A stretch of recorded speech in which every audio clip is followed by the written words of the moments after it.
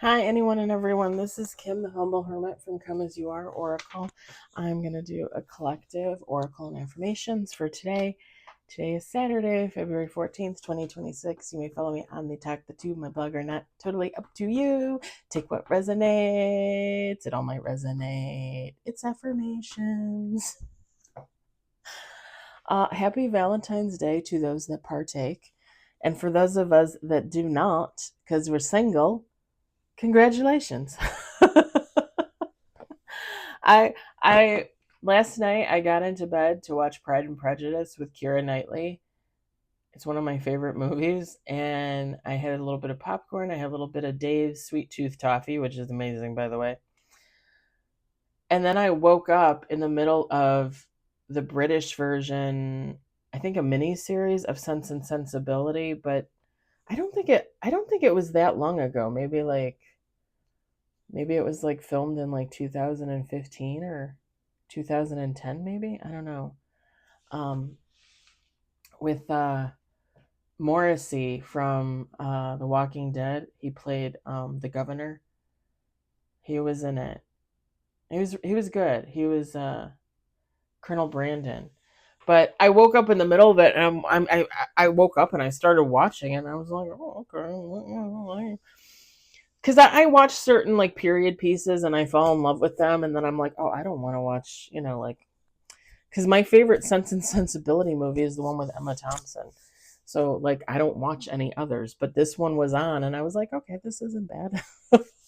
And then I was like, oh, is this what I'm doing for Valentine's Day? Because I thought I was gonna watch horror movies. I literally told everybody at work yesterday. They're like, oh, what are you doing for Valentine's Day? I was like ordering food and watching horror movies. And you know what's funny is all the women just kind of looked at me like, and all the men, young and old, started laughing at me. They're like, horror movies, okay. But horror movies are my favorite. Zombie movies specifically. All right, we're going to use Roses, Dust, and Ashes by Stacey Williams. You can find this at lapenitaire.com.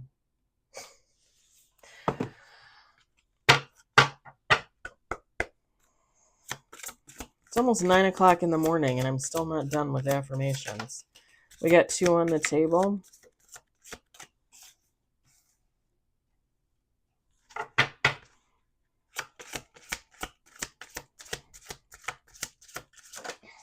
Three on the table.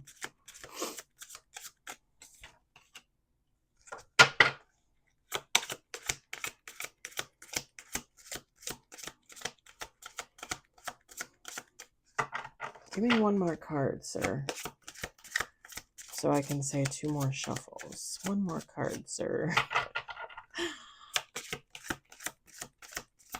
This deck is so easy to shuffle, it's scary. All right, 4 on the table.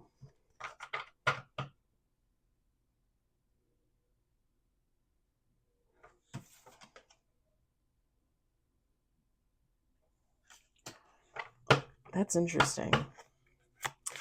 2 more shuffles. That is interesting. 6 on the table. 2 cards fell out right. Ooh, okay. Last shuffle. Oh, okay, hold on.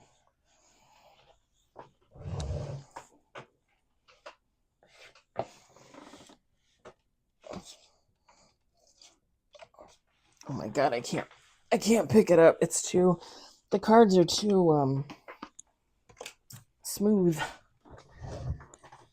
I had to bend my leg a different way. My knee's gonna be screaming. All right, this is the last shuffle. We got 7 on the table. Probably should do this over the table just in case. Sometimes as a reader, you can feel, I don't know if anybody ever talks about this. Maybe I should just say me, because I don't want to throw anybody in the same boat. But sometimes as a reader, you can feel when you're not going to get any more cards. Does that make sense?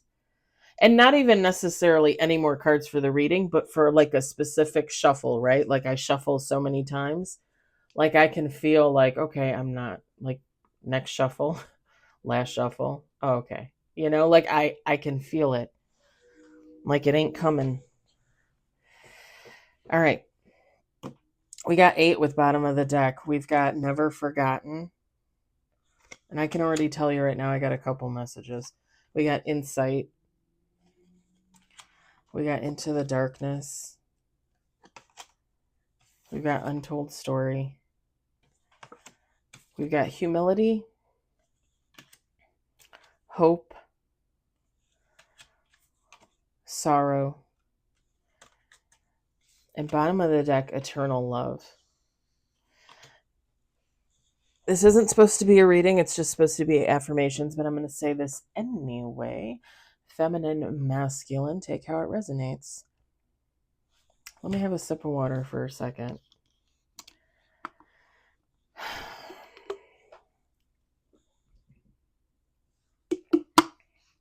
There's a couple things going on here, and yes, it does have to do with love, with the eternal love, but I don't know that I would necessarily say this as lovers, right? Take how it resonates. It definitely gives the vibe, but again, you could love a friend, you could love a family member, you could love a pet. So take how it resonates. However, I almost feel like this is just like one aspect of this of the cards is this is a love for a person, and again, not necessarily like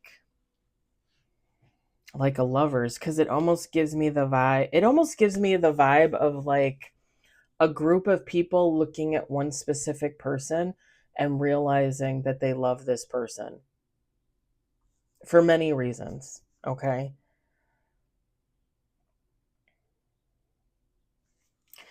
And it almost gives me the vibe of like after the fact. So like, let's say this is a group of friends, right? And they have a falling out and this one person like goes their own way.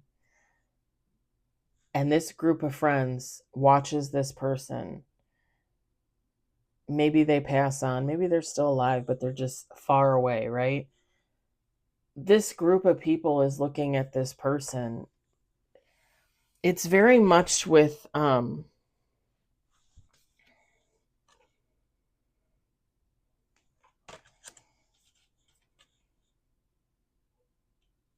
it's kind of funny because I feel like the group feels this. They feel humbled, they feel hopeful, they feel sorrowful for their love of this person. But I also feel like that person feels the same thing. Like they're humbled, they're hopeful, and they're sorrowful. But I think if it's the person that feels that, it's for life in general. Whereas the group is looking at that person and they feel that for that person.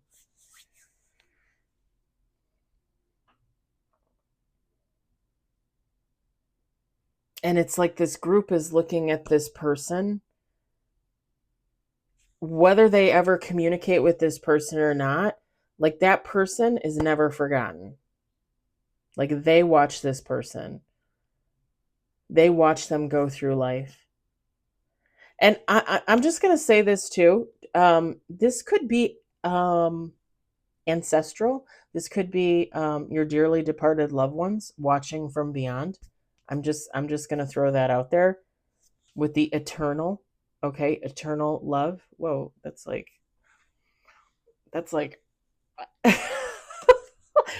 not necessarily blinding for me, but maybe blinding for you. Like, hey, look at the anyway, it could be people from people from beyond, like watching a person still on earth and being like, oh,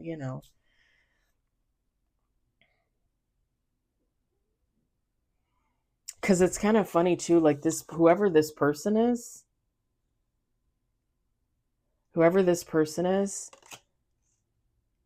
like they've watched this person go through something, many things, if I think, with the untold story on the little hanger thing here. It says Este Solomon or Strollman, husband of Celestine Ann, father of Samuel Robert and Cecile, born 1840, died 18 something or other. It's a little placard, right, for like a grave, for like what is a monument, memorial monument. I don't know how you phrase that. I used to know how you phrase that. Now I don't know how you phrase that. um, like when they bury them like in the buildings, or they bury them like in their own little crypt kind of thing. But yeah, it's like a placard for like a grave. Cuz it, and the card says untold story. So it's like somebody watching, or someone's watching someone like live their life and it not necessarily be easy, and seeing, right, that whoever this person is, like maybe they talk about their story, maybe they talk about it a little bit, but maybe they don't put the whole thing out there.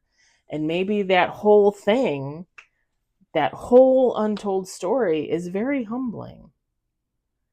Like if this person were to sit down with a reporter or a writer and they were to tell their whole story, like people would be humbled. Like the people watching, the group watching this person, they're humbled by the story, but still hopeful for that person, even if they feel sorrow for that person, you know? And there's love there. There's definitely love there. So the other thing that I'm getting, hate me if you will, is the love aspect. So like this would be like a past person, an ex, take how it resonates, watching somebody from their past and realizing, damn, like maybe I didn't really know this person at all, you know?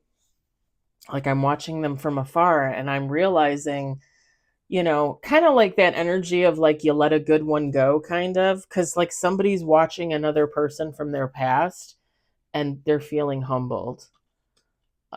They're feeling hopeful for themselves, for that person, like not even necessarily like coming back together, but just like a hopefulness. Part of my, like a little chunk of my filling fell out. I hate that. Um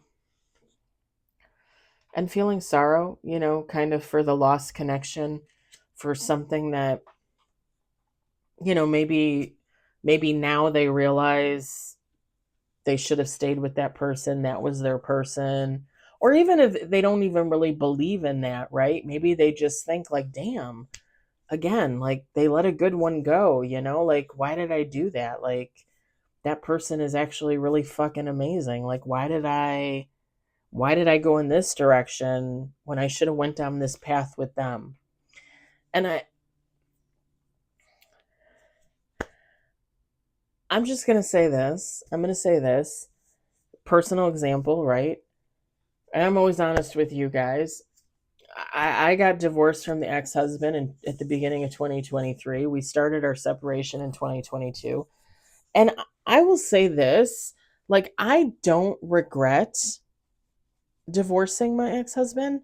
And I'm very much happy that we continue to have like a friendship, and I see him and now his mother, right? My ex-mother-in-law, because she's a sweetheart. I see them every couple months, we go out to lunch, we go out to dinner. I just saw them this past week. Uh he made some copies of my tax return for me, because I don't have a printer, but he has a printer. Yes, he got that in the divorce, even though I think I paid for it. Anyway, we went out for Mexican food, some really good Mexican food. And, we talked, and they always fill me in on family going on and stuff, because I used to be a part of that family. And I really love those people, even if I don't see like his sister and his cousins and all that stuff. Like I still love them. Um, I felt like after the divorce, it was better for me to just kind of separate myself, but I always tried to remain in contact with him and then his mom, because like they were the most important part of that aspect, right? But I will be honest and I will tell you this, that probably like the last year or so, maybe. Pardon me. That was gas. I'm not gonna lie, that was gas. Probably like the last year or so, I have had these moments where I've wondered like what it would have been like if I had just stayed married to him. If we had just stayed married, we just stayed in our house, we just continued to live life the way we were living it. And the funny thing is I kind of came to the realization like I could have done that, right? Like I probably could have done that and I would have been, just fine. But what is fine, right? What is fine? Because I've told you guys before, like I went through depression when I was married to him, and he lost family, to death and illness. I did too, especially at the end of our marriage. Um, it was a long road. Like we were together for 10 plus years, married for 7 of them, almost 7 of them. Um, well, we were married for 7 of them, but technically we were going through our separation and divorce. Anyway, like I could have worked through all of that stuff eventually and stayed married to him and probably been relatively okay, relatively happy. But at the same time, the other part of me, like, I can't imagine not living this part of my life. Being on my own, having my condo, doing YouTube, working with the kitties, having the friends that I have. Like, I can't imagine not experiencing this. Like, I think that would have been okay in the long run. It would have been fine, but I would have never have gotten to experience this time in my life, you know? And I have always said since the beginning of my relationship with my ex-husband that he was a soulmate, and I still feel like that. I just didn't realize the differences, right? Like your cat could be your soulmate, right? Like Mrs. Pickles, who I had to put to sleep in September because she was in kidney failure. I always believed she was my familiar. She was my other half, my spiritual other half, right? And I still believe that. She was a soulmate of mine. And it took me a long time to realize that, yeah, he's my soulmate. He's just not, you know, my lover soulmate, not the all consuming lover soulmate type of person that, people want, people look for, people hope for. And that's okay. At the end of the day, I still think of him as a good friend. We're friends. We're soulmates. You know? Does that make sense?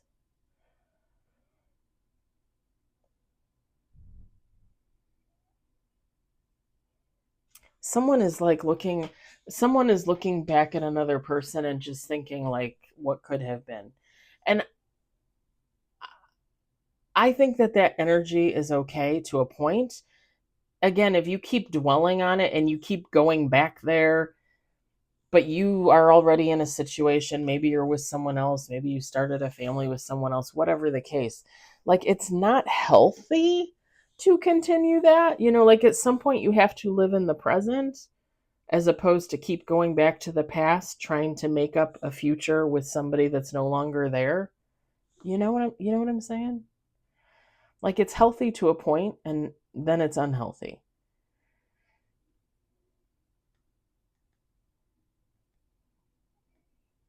I feel like with the sorrow card too and the humility card, even though the hope is in there, I feel like whoever is looking at this past person is just realizing like they made the mistake, like they moved on from somebody when they shouldn't have. And that's where the humility and the sorrow comes from. I think the hope for this person is just that